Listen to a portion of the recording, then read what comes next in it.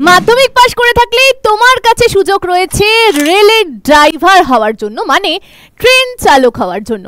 হ্যাঁ, আরআরবির তরফ থেকে এক বিজ্ঞপ্তি এসেছে, রেলের এএলপির বিজ্ঞপ্তি, নোটিফিকেশন আউট হয়ে গেছে, আবেদনও শুরু হয়ে গেছে। আমাদের কাছে ভ্যাকান্সি এসেছে ৯৯১০টা, অর্থাৎ ১০,০০০-এর কাছাকাছি আমাদের কাছে ভ্যাকান্সি এসেছে। তো চলো আমরা জানবো যে কারা কারা আবেদন করতে পারবে। আগে বলি, সবাই আবেদন করতে পারবে না রেলের জন্য, কারা কারা পারবে সেটা দেখতে হলে পুরো ভিডিওটা দেখতে হবে। আচ্ছা, আবেদনের ফিস কত লাগবে, এছাড়া যদি আবেদনে কিছু ভুলচুক হয়ে যায় কিভাবে ঠিক করব, এছাড়া এই চাকরিটা পাওয়ার জন্য কোন প্রসেসের মধ্যে দিয়ে যেতে হবে, কোন ধাপগুলোর মধ্যে দিয়ে যেতে হবে, সেটা আজকের ভিডিওতে ধরে ধরে ডিটেলসে আলোচনা করব। তো চলো তাহলে ভিডিও শুরু করা যাক। তার আগে আমি অতসী ম্যাম তোমাদের প্রত্যেককে সাদরে আহ্বান জানাচ্ছি তোমাদের প্রিয় চ্যানেল ইওর স্টাডিতে। দেখো, ভিডিওর প্রথমেই আগে বলি, রেল প্রতি বছর বিজ্ঞপ্তি বার করবে, আমাদের এই বিষয়ে কথা দিয়েছে এবং একটা ক্যালেন্ডারও সে জারি করেছে। আগের বছরের কথা বলছি, 2024-এর কথা বলছি। খুব সুন্দরভাবে সেই ক্যালেন্ডার অনুযায়ী সব বিজ্ঞপ্তি বেরিয়েছে, কিছু কিছু পরীক্ষা হয়েছে, কিছু কিছু হয়নি, বিস্তারিত বিষয়। এবার 2026 যেই পড়েছে, আবারও প্রথম বিজ্ঞপ্তি রেল ড্রাইভারের ৯,৯৭০টা ভ্যাকান্সি নিয়ে রেল ড্রাইভারের বিজ্ঞপ্তি চলে এসেছে। আমরা কি কি জানবো একটু এক ঝলকে চোখ বুলাবো, সবাই বিষয়গুলোকে নোট করে নেবে। দেখো, প্রথমে আমরা জানবো ইম্পর্টেন্ট ডেট, মানে কবে ফর্ম ফিল আপ করা যাচ্ছে, লাস্ট ডেট কবে, কিছু ভুল হলে কবে সংশোধন করবো এই বিষয়। দ্বিতীয়ত জানবো আমরা ভ্যাকান্সির সম্বন্ধে, যেটা অলরেডি আমরা একটু জেনে গেছি। তারপরে জানবো কি যোগ্যতা থাকলে আবেদন করতে পারছি। তারপরে বয়সের সীমাটা দেখো জানতেই হবে, যদি বয়স পেরিয়ে যায় কিভাবেই বা আবেদন করবে সেটা জানাবো। এছাড়া কিছু এজ রিল্যাক্সেশন তুমি পাবে কিনা যাদের বয়স পেরিয়ে গেছে সে বিষয়ে বলবো। এছাড়া বলবো কত টাকা নিচ্ছে রেল ফর্ম ফিল আপের জন্য সেটা বলবো। সিলেকশন প্রসেস ধরে ধরে খুঁটিয়ে খুঁটিয়ে আলোচনা করে দেবো। এরপরে এক্সামের প্যাটার্ন সম্বন্ধে বলবো। তোমার মেডিকেল হবে, মেডিকেলে তুমি ফিট কি আনফিট সে বিষয়টাও তোমাকে জানিয়ে দেব। এবং সর্বশেষ 10 নাম্বার পয়েন্ট, তুমি স্যালারি কত পাবে সেই বিষয়টাও তোমাকে ধরে ধরে বুঝিয়ে দেবো। তো চলো আজকের প্রথম পয়েন্ট থেকে আলোচনা শুরু করা যাক। বলেছিলাম ডেট নিয়ে আলোচনা করব। দেখো, প্রথম আমরা দেখব যে একটা নোটিফিকেশন বেরিয়েছিল, ঠিক আছে, যে নোটিফিকেশনে খুব সুন্দরভাবে বলেছিল যে বিজ্ঞপ্তিটা আসবে, ঠিক আছে। তার ডেট আর আমি দিচ্ছি না, এমনি তোমাদেরকে জানাচ্ছি। কবে থেকে আবেদন শুরু হয়েছে এটা দেখো, 12/4/2025 থেকে অলরেডি আবেদন শুরু হয়ে গেছে। আচ্ছা দিদি, লাস্ট ডেট কবে? লাস্ট ডেট 11/5/2025 অবধি লাস্ট ডেট, সময়ও দিয়ে দিয়েছে 12টা বাজার 1 মিনিট আগে অবধি তোমাকে সুযোগ বা সময় দিচ্ছে। তাহলে কবে শুরু হচ্ছে ফর্ম ফিল আপ, কবে শেষ হচ্ছে এ বিষয়ে তোমার জানা থাকলো। এরপরে যে বিষয়ে আসবো, বিষয়টা হচ্ছে যদি তুমি কিছু রকম ভুল করে থাকো, ঠিক আছে, ধরো ফর্ম ফিল আপ করেছো, কিছু ভুল চুক এদিক ওদিক হয়ে গেছে, তোমাকে কারেকশন করার জন্য কারেকশন উইন্ডো কবে দেবে দেখতে পাচ্ছ। কারেকশনের কথা বলা হয়েছে, যদি কোনো ছেলে মেয়ে কিছু ভুল করে থাকে, দেখো 14/5/2025 থেকে কারেকশন শুরু হবে, 23/5/2025 অবধি তোমার যে ভুলগুলো হয়েছিল সেগুলো সংশোধনের তোমাকে সুযোগ দেবে। তার মানে কি আমি ইচ্ছা করে ভুল করব না, হয়ে যায়, নামের এদিক ওদিক বানান মিস্টেক অনেক কিছু হয়ে যায়, সেক্ষেত্রেই বলছি। তবে প্রত্যেকে খুব বুদ্ধি করে ভেবে আস্তে আস্তে সবকিছু করবে যাতে ভুলটা না হয়, ভুলটা এড়ানোরই চেষ্টা করবে। এবার বলি ভ্যাকান্সি কত, আগেও বলেছি আবারও বলছি। দেখো, ৯,৯৭০টা আমাদের কাছে ভ্যাকান্সি এসেছে। দিদি আগের বছর বেরিয়েছিল, হ্যাঁ 24-এও বিজ্ঞপ্তি এসেছিল, তবে বিজ্ঞপ্তি 11,০০০-এর কাছাকাছি বিজ্ঞপ্তিতে ভ্যাকান্সি ছিল এবং সেইখানেও মাধ্যমিক পাশ যোগ্যতায় ছাত্রছাত্রীরা প্রচুর আবেদন করেছে। CBT 1 এক্সামও হয়ে গেছে, তবে CBT 2 এক্সাম নিয়ে একটু দোনোমনো চলছে, রিসেন্টলি শুরু হয়ে যাবে, চাপ নেই। তার মধ্যে আবার বিজ্ঞপ্তি চলে এসেছে, সবাই তোর জোর নিয়ে তৈরি হয়ে থাকো। আর এখানে আমি আগেই একটা কথা বলি, যাদের এই দেখতে পারবে এখনই রয়েছে, এখানে দেখো মেডিকেল স্ট্যান্ডার্ড রয়েছে A1।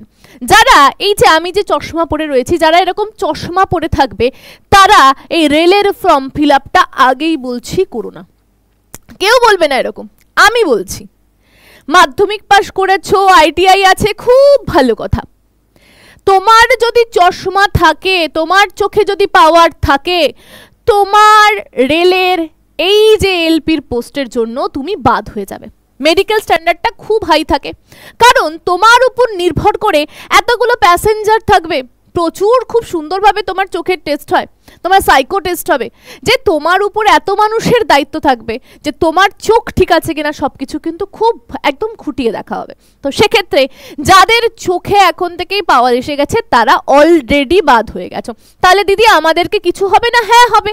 দেখো, রেল প্রতি বছর তো বিজ্ঞপ্তি বার করছে, এরপরে রেলের আরও যে বিজ্ঞপ্তিগুলো আসবে, আরপিএফ আসবে, কনস্টেবল আসবে, এনটিপিসি আবার আসবে, গ্রুপ ডি আবার আসবে, সেগুলোর জন্য প্রিপারেশন নাও।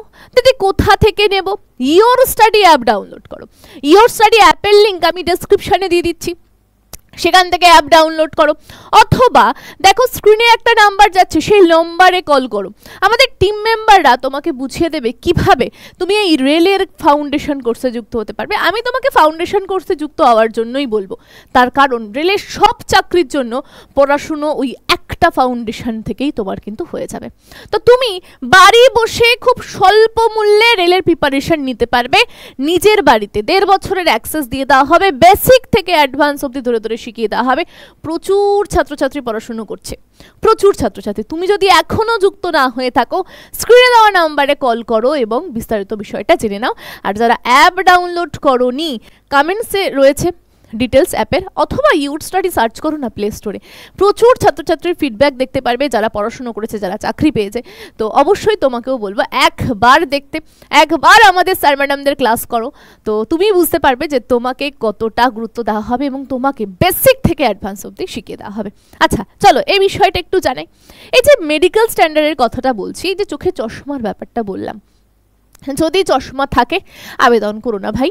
মাধ্যমিক পাশ করেছো, ঠিক আছে, আইটিআই আছে, ঠিক আছে, করো না, বাদ এমনিও হয়ে যাবে, অমনিও হয়ে যাবে, ঠিক আছে। চলো একটু বিষয়টা দেখি আমরা ভালোভাবে। দেখো, এটা হচ্ছে অ্যাসিস্ট্যান্ট লোকো পাইলট, যাকে আমি এলপি ট্রেন ড্রাইভার বলছি, তাকে এএলপি বলে, মানে অ্যাসিস্ট্যান্ট লোকো পাইলট। এটা একটা লেভেল 2 এর জব। তোমার বেসিক স্যালারি 19,000। তবে দিদি এত কম স্যালারি না, স্যালারিটা আরও, এর সাথে আরও অনেক কিছু যুক্ত হয়, ভালো স্যালারি।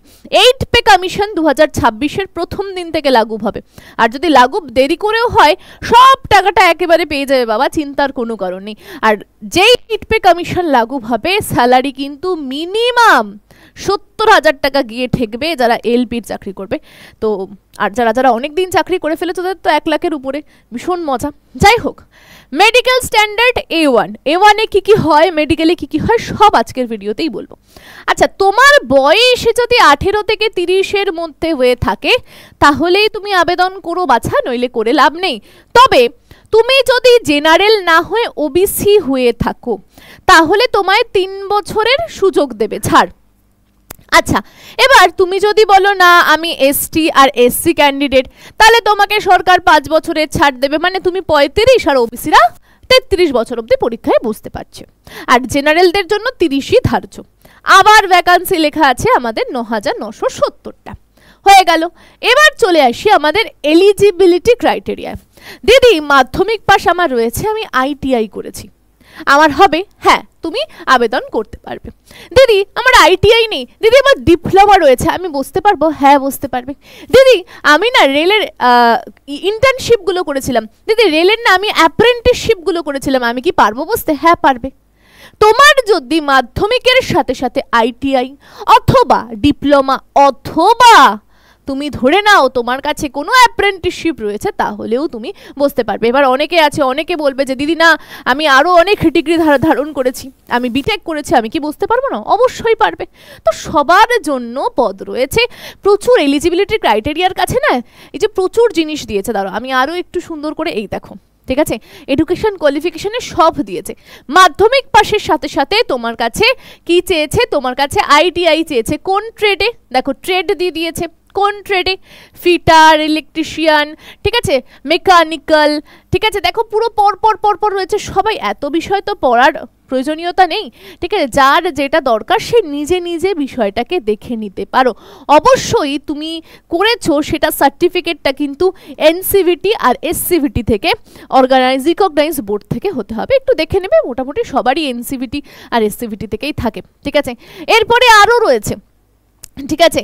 যারা যারা আরও দেখতে চাও অবশ্যই দেখে নিও, আমি সব দিয়ে দিয়েছি, যেইগুলো কি না রেল দিয়ে দিয়েছিল কোয়ালিফিকেশানে।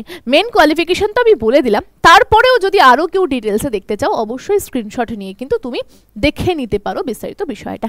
চলো এবার আমরা একটু জানাই যে আরআরবির জোন, রেলের তো অনেকগুলো জোন, তার মধ্যে আমাদের কলকাতা মানে পশ্চিমবঙ্গের মধ্যে কলকাতা, মালদা, শিলিগুড়ি, এই 3 জায়গায় আমি দেখলাম যে জোন ওয়াইজ ভ্যাকান্সি দিয়েছে। কলকাতায় দিয়েছে হচ্ছে কত? কলকাতায় দিয়েছে 720, আচ্ছা। তোমার মালদাতে দিয়েছে 115, আচ্ছা। শিলিগুড়িতে দিয়েছে 26, টোটাল তোমার 861টা কি দিয়েছে ভ্যাকান্সি দিয়েছে কলকাতা হেতু। এবার তোমার যদি মনে হয় আমি অন্য রাজ্যের হয়ে করব, অতি উত্তম, করতে পারো, তবে আমি কলকাতার জোন ওয়াইজ ভ্যাকান্সি তোমাকে জানিয়ে দিলাম। এরপরে বলি, এই যে বলছিলাম না মেডিকেল টেস্টার কথা, A1 মেডিকেল টেস্ট, সেখানে তোমার চোখের ভিশন টেস্ট করা হবে, 6/6 আছে কিনা, ঠিক আছে। এবং দেখো লেখা আছে উইদাউট গ্লাসেস, চশমা ছাড়া তোমার ফগিং টেস্ট হবে। ফগিং মানে হচ্ছে কুয়াশায় ভরে যায় না, যে ট্রেন চালাচ্ছে তুমি দেখো যদি কুয়াশায় ভরে যায়, মানে পাওয়ার মানে চোখের একদম থাকতে হবে, তোমার ফগিং টেস্ট হবে, তোমার নিয়ার ভিশন টেস্ট হবে, ঠিক আছে। চোখের যত রকম টেস্ট রয়েছে দেখো, কালার ভিশন রয়েছে, বাইনাকুলার ভিশন রয়েছে, ফিল্ড ভিশন রয়েছে, নাইট ভিশন রয়েছে, সব রয়েছে, ঠিক আছে। Colour vision A to Z তোমার সব হবে, ঠিক আছে। চোখের যা যা রয়েছে, তো যাদের চোখের প্রবলেম তারা তো আমি আগে থেকেই বলবো যে অ্যাপ্লাই না করতে। আচ্ছা চলো আরেকটু বিষয় যেটা তোমাদেরকে সবার আগে জানাবো, সেটা হচ্ছে সিলেকশন প্রসেস। কিভাবে তুমি চাকরিটা পাবে, কটা ধাপের মধ্যে দিয়ে যেতে হয়। দেখো মূলত তোমাকে এই যে 5টা ধাপ, এই ধাপের মধ্যে দিয়ে যেতে হয়, তবে তোমার যে এই দুটো ধাপ, ডকুমেন্ট ভেরিফিকেশন আর আমরা দেখব মেডিকেল, এই দুটো তো তোমার হাতে, তুমি যা দিয়ে ফর্ম ফিল আপ করবে, এবার তোমার যা যা মেডিকেল ব্যাপার থাকবে সেটা সম্পূর্ণ তোমার কাছে।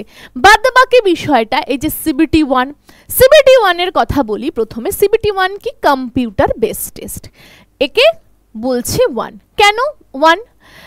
আবার ম্যাম CBT2 দেখছি, কেন ম্যাম CBT1 CBT2 কেন দিয়েছে এগুলো বোঝাই তোমাদেরকে। দেখো CBT1 হচ্ছে আমরা চা ছাকি না, ওরকম একটা ছাকনি, ছাকনির মাধ্যমে যারা ভালো ভালো স্টুডেন্ট তাদেরকে ছেঁকে তুলে নেওয়া হয়, ঠিক আছে, তাদের মধ্যেই চাকরিটা পায়, ঠিক আছে। ওই ছেঁকে নেওয়ার কাজ CBT1 করে। মানে কম্পিউটারে পরীক্ষা হয়, 75 নম্বরের তোমার পরীক্ষা, 60 মিনিট তোমাকে সময় দেবে, নেগেটিভ মার্কিং থাকবে 1/3। কি কি সাবজেক্ট আছে? ম্যাথ আছে, 20টা নাম্বার, 20টা প্রশ্ন থাকছে, আচ্ছা।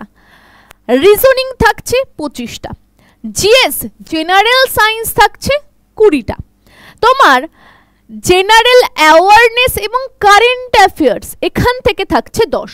টোটাল 75-এ পরীক্ষা দিয়ে তোমার স্কোর খুব ভালো থাকলে তুমি ওই ছাকনির মধ্যে দিয়ে বেরিয়ে এসে CBT2 এ যাবে। মানে এটা হচ্ছে ওই যারা ছাটমাল ছিল তাদেরকে বাইরে বার করে দিল, মানে যারা যোগ্য তারাই উঠে এলো CBT2 এক্সাম দেবে বলে।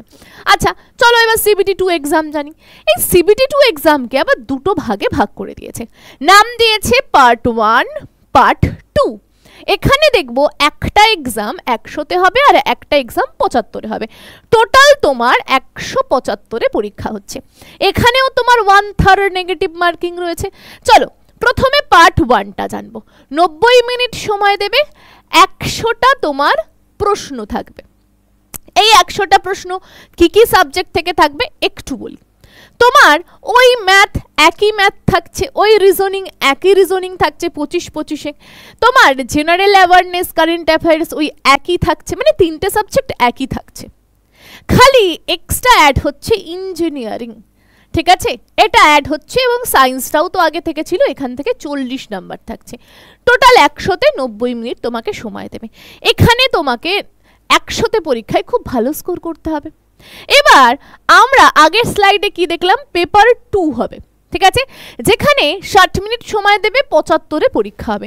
এই ব্যাপারটা কি দেখো, পেপার 2-তে তুমি যে ট্রেডের রয়েছো, ধরো তুমি আইটিআই করেছো, তুমি ফিটারের রয়েছো, তো তোমার এই ফিটার ট্রেড থেকে তোমাকে 75 নম্বরের পরীক্ষা দিতে হবে এবং 75 নম্বরের পরীক্ষা দিয়ে তুমি যা স্কোর পাবে সেটাই কি করা হবে, যোগ করা হবে। তাহলে সেটা কত নম্বরের, তোমার 60 মিনিট সেটা তোমাকে সময় দিচ্ছে। তাহলে বিষয়টা তোমাকে আবার আমি ভালো করে বলি, দেখো পার্ট 1 পার্ট 2, পার্ট 1 100 নম্বরের হচ্ছে পরীক্ষা, পার্ট 2 75-এ হচ্ছে। পার্ট 1টা আমরা যা সাবজেক্ট দেখেছিলাম সিবিটি 1-এ সেম থাকছে, খালি একটা ইঞ্জিনিয়ারিং অ্যাড হচ্ছে। আর পার্ট 2-এ তোমার 75-এ পরীক্ষা হচ্ছে, শুধু তোমার ট্রেড, তুমি ফিটারে রয়েছো, শুধু তোমার ফিটার ট্রেড থেকেই তোমার পরীক্ষা নেওয়া হচ্ছে। এবার এই পার্ট 1 আর পার্ট 2-তে তুমি দুটো মিলিয়ে যত নাম্বার পাচ্ছ, তোমার সেই নাম্বারটা তোমাকে ফাইনাল সিলেকশন দিতে সাহায্য করবে। আশা করছি বুঝিয়ে দিতে পারলাম প্রত্যেকে, কারোর কোথাও কোনো অসুবিধা নেই। এবার তুমি 175-এর মধ্যে ধরো 150 স্কোর করেছো, তুমি 165 স্কোর পেয়েছো, অবশ্যই তুমি চাকরির জন্য এলিজিবল এবং তুমি চলে যাবে কোথায়, ডকুমেন্ট ভেরিফিকেশানে। যে ডকুমেন্টগুলো দিয়ে ফর্ম ফিল আপ করেছিলে সেগুলো সব চেক হবে, তারপরে তোমার মেডিকেল হবে। মেডিকেল হয়ে গেলে পুরো প্রপার ফিট থাকলে চাকরিটা তুমি পেয়ে গেছো। ঠিক আছে, আর যারা যারা এতদূর অবধি ভিডিও দেখে বলছো দিদি আমি আইটিআই করেছি, সব করেছি, কিন্তু আমার চোখে চশমা, তাহলে আমি কি ভেঙে পড়বো? না, অবশ্যই তুমি ভেঙে পড়বে না। তুমি রেলের আদার্স এক্সামের জন্য প্রিপারেশন নাও, সবের বিজ্ঞপ্তি আসবে, সব আবার নতুন করে তৈরি হবে। ঠিক আছে, তো এই পথটা ছেড়ে তুমি আর অন্যান্যগুলোর জন্য, গ্রুপ ডির জন্য, এনটিপিসির জন্য, আরপিএফের জন্য, তুমি কনস্টেবলের জন্য, এগুলোর জন্য তৈরি হতে পারো। তো এই ছিল আজকের বিস্তারিত বিষয়। আচ্ছা, এরপরেও যদি তোমরা জানতে চাও যে স্যালারি স্ট্রাকচারটা কি ছিল, চলো একটু জানিয়ে দিই। দেখো, স্যালারি হচ্ছে বেসিক পে, এটা হচ্ছে 7th পে কমিশন অনুযায়ী। হ্যাঁ, এটা 7th পে কমিশন অনুযায়ী, এরপরে কিন্তু এটা 8th পে কমিশনে গিয়ে বেড়ে যাবে। আমি টোটালটা দিয়ে দিয়েছি, যদি কেউ দেখতে চাও, হ্যাঁ, সমস্ত কিছু বিস্তারিত বিষয়টা দেখে নিতে পারো। ঠিক আছে, তোমার হাতে কত আসবে, ইন হ্যান্ড কত পাবে, বাদ বাকি অ্যালাউন্সগুলো সব যুক্ত হয়ে তোমার কত আসবে, আমি সব দিয়ে দিয়েছিলাম। তো এই হচ্ছে আজকের A to Z তথ্য, যেখানে আমি চেষ্টা করলাম এবং তোমাকে বুঝিয়ে দিলাম যে এই পদের আবেদন করতে গেলে কি কি প্রসেস থাকে, তুমি কিভাবে কি করলে আবেদন করতে পারবে। ঠিক আছে, সব বলে দিয়েছি। এরপরেও যদি কারো ডাউট থাকে, নিচে কমেন্ট সেকশন খোলা রয়েছে, সেখানে তুমি কমেন্ট করে আমাকে জানাতে পারো, আমি অবশ্যই তোমার রিপ্লাই করে দেবো। আর যারা যারা এখনও ইউ স্টাডি অ্যাপ ডাউনলোড করোনি, অবশ্যই প্লে স্টোর থেকে অথবা কমেন্ট সেকশনের প্রথমে লিঙ্ক দিয়ে দিচ্ছি, সেখান থেকে ইউ স্টাডি অ্যাপ ডাউনলোড করে নাও এবং আমাদের যে রেলের কোর্স রয়েছে, ফাউন্ডেশন কোর্স, সেখানে যুক্ত হয়ে নাও। তাহলে সব চাকরির জন্য, রেলের সব চাকরির জন্য তুমি প্রিপারেশন নিতে পারবে। তো আজকের ভিডিও এখানেই থাকছে, পরের দিন দেখা হবে অন্য একটা গুরুত্বপূর্ণ ভিডিও নিয়ে। প্রত্যেকে ভালো থাকবে, সুস্থ থাকবে এবং প্রত্যেককে জয় হিন্দ।